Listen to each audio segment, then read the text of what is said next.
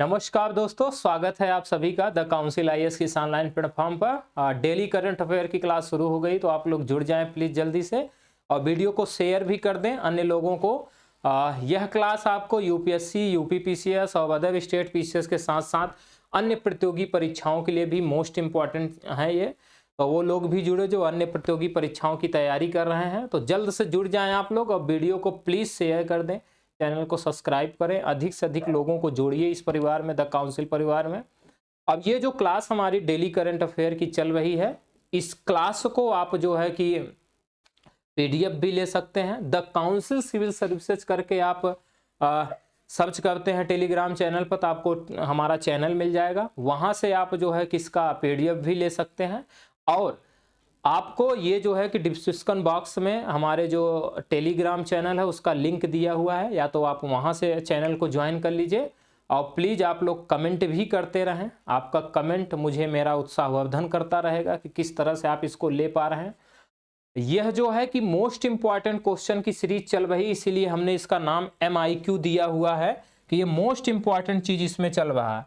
Question आपके MCQ होंगे, लेकिन ये MIQ होगा, यानी मोस्ट इम्पॉर्टेंट क्वेश्चन होगा जो आपको इन परीक्षाओं के लिए बहुत ही जरूरी है। यह आपके परीक्षाओं में ये जो है कि पूछे जाने की ज़्यादा जो संभावना है उसी चीज़ों को लिया गया है। चलिए शुरू करते हैं। आज का पहला जो हमारा क्वेश्चन है वो ये है कि हाल ही में चर्चित इंडियन डेजर्ट कैट के संदर्भ में निम्नलिखित कथनों पर विचार कीजिए।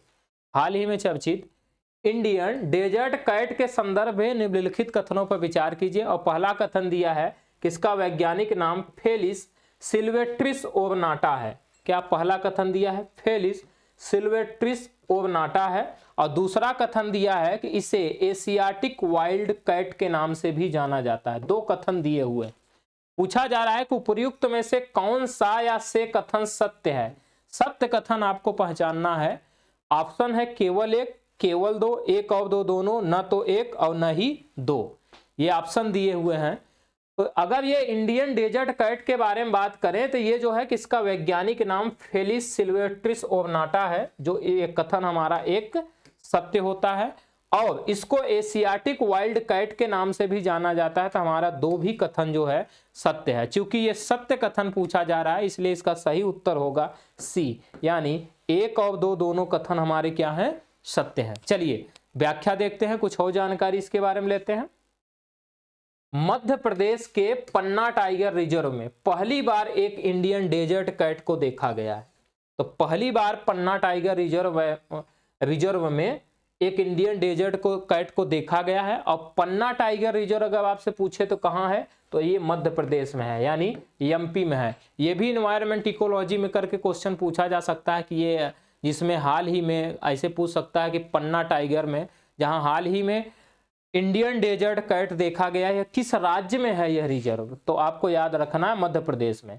और फिर बात करें इस इंडियन डेजर्ट कैट के बारे में, तो इसे एशियाटिक वाइल्ड कैट यानी या जो है कि एशिया स्टेपी वाइल्ड कैट के नाम से भी जाना जाता है। और इसका वैज्ञानिक नाम फेलिस सिल्वेस्ट्रिस ओवनाटा है। और यह बिल्ली रेगिस्तान में पाई जाती है और पानी के बिना भी जीवित रह सकती है। तो इसकी एक विशेषता है कि यह पानी के बिना भी जीवित रह सकती है।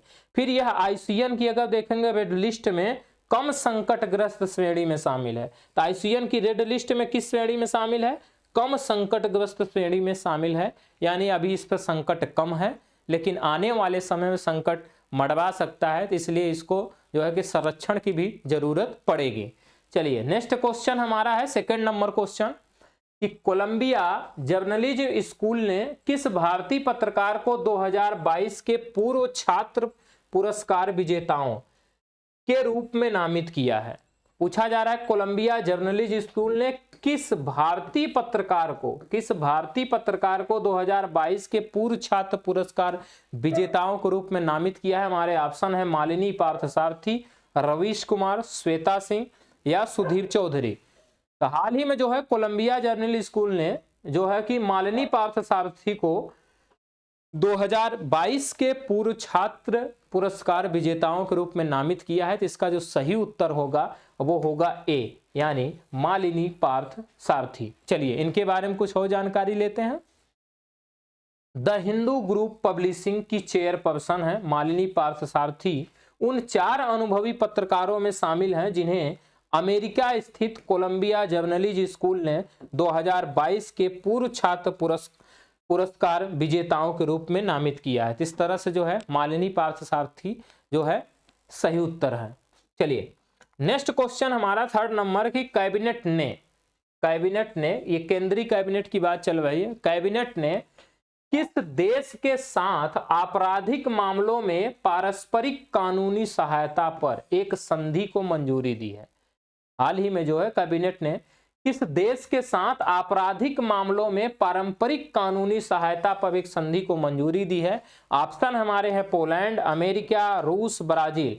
तो हाल ही में जो केंद्रीय कैबिनेट है उसने पोलैंड के साथ, किसके साथ? पोलैंड के साथ आपराधिक मामलों में पारस्परिक कानूनी सहायता पर एक जो है को संधि को मंजूरी दी है। तो इसका जो सही उत्तर होगा वो होगा ए, यानी पोलैंड। पोलैंड क्या होगा इसका सही उत्तर होगा। चलिए बढ़ते हैं नेक्स्ट क्वेश्चन की तरफ, इसकी व्याख्या देखते हैं। प्रधानमंत्री नरेंद्र मोदी की अध्यक्षता में केंद्रीय मंत्रिमंडल ने आपराधिक मामलों में पारस्परिक कानूनी सहायता पर भारत पोलैंड संधि को मंजूरी दी।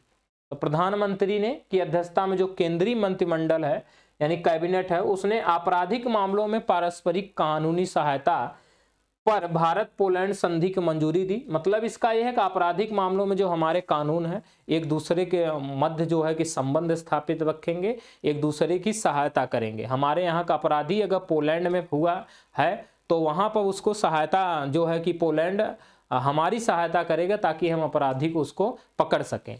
ये इस तरह से इसमें दिखेगा। अब यह संधि पारस्परिक कानूनी सहायता के माध्यम से आतंकवाद से संबंधित अपराधों सहित अपराधों की जांच और अभियोजन में दोनों देशों की क्षमता को बढ़ाएगा। अब यह पोलैंड से जुड़ी आपराधिक गतिविधियों से निपटने में भारत की प्रभावशीलता को भी बढ़ाएगी। यह भारत की इस क्षेत्र में प्रभावशीलता को भी बढ़ाएगी। चलिए नेक्स्ट क्वेश्चन हमारा है 4 नंबर क्वेश्चन का। हाल ही में खबरों में रही मनोहरी गोल्ड टी का संबंध किस राज्य या केंद्र शासित प्रदेश से? तो मनोहरी गोल्ड टी का संबंध किस राज्य या केंद्र शासित प्रदेश से है? ऑप्शन है हमारे जम्मू कश्मीर, तेलंगाना, असम, मेघालय। तो ये जो मनोहरी गोल्ड टी है ये असम की है। कहाँ की है? असम राज्य से ये संबंधित है। तो इसका जो सही उत्तर होगा यह असम। तो हाल ही में असम में ये चर्चा का केंद्र रही है। क्यों चर्चा में रही है आइए देखते हैं। देखिए असम में दुर्लभ किस्म की चाय मनोहरी गोल्ड टी ने हाल ही में इतिहास रचा है जिस कारण एक खबरों में रही। यह देखिए यह गुवाहाटी चाय नीलामी केंद्र में, कहां से? गुवाहाटी चाय नीलामी केंद्र में 1 लाख रुपए प्रति किलोग्राम के हिसाब से बेची गई है। 1 लाख रुपए प्रति किलोग्राम के हिसाब से बेची गई है जिस कारण ये चर्चा में रही है। अब इसने इतिहास रख दिया, यानी 1 किलोग्राम इस चाय को लेने के लिए, मनोहरी गोल्ड टी को लेने के लिए 1 लाख रुपए देना पड़ा है। तो इस तरह से ये चर्चा में रही जिस कारण इस पे क्वेश्चन बनने की संभावना अधिक दिख जाती है। चलिए नेक्स्ट क्वेश्चन बढ़ते हैं 5 नंबर क्वेश्चन का। हाल ही में चर्चित S-400 air defence missile system के संदर्भ में निम्नलिखित कथनों पर विचार कीजिए। पहला है कि यह रूस द्वारा डिजाइन की गई है। दूसरा है कि यह सतह से हवा में मार करने वाली मिसाइल प्रणाली है। तो यह जो S-400 air defence missile system है इसे रूस द्वारा डिजाइन किया गया। तो ये सही हमारा कथन है। और यह सतह से हवा में मार करने वाली मिसाइल है तो हमारा 2 कथन भी सत्य है। चूंकि ये पूछा जाए कि उपयुक्त में से कौन सा या से कथन सत्य है, केवल एक, केवल 2, एक और 2 दोनों, न है एक और नहीं 2। तो इसमें दिख रहा है कि सी हमारा सही उत्तर है, यानी 1 और 2 दोनों कथन हमारे क्या हैं? सत्य हैं। चलिए इसके बारे में जानकारी लेते हैं। देखिए देश के एयर डिफेंस सिस्टम को मजबूती देते हुए भारतीय वायुसेना S-4 air defence missile system की पहली स्क्वाड्रन को पंजाब सेक्टर में तैनात करने जा रही है। अब S-400 ट्रायम्स रूस द्वारा डिजाइन, इसके द्वारा रूस द्वारा डिजाइन की गई एक गतिशील और सतह से हवा में मार करने वाली यानी surface to air missile system प्रणाली है। तो इसी लाइन में आपको दोनों कथन आपको नजर आ रहे हो कि ये रूस द्वारा डिजाइन किया गया है और यह सतह से हवा में मार करने वाली मिसाइल सिस्टम है। देखिए यह विश्व में लंबी दूरी की सतह से हवा में मार करने में सक्षम परिचालन के लिए तैनात सबसे खतरनाक आधुनिक मिसाइल प्रणाली है।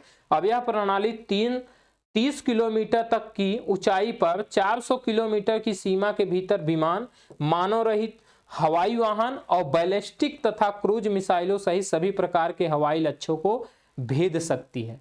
इस तरह से ये हमारे क्लास के रहे। आज की क्लास में हमने 5 क्वेश्चन को लिया हुआ है और जो है कि हमारे 10 क्वेश्चन की ये सीरीज चलती रहती, वो चलती रहेगी।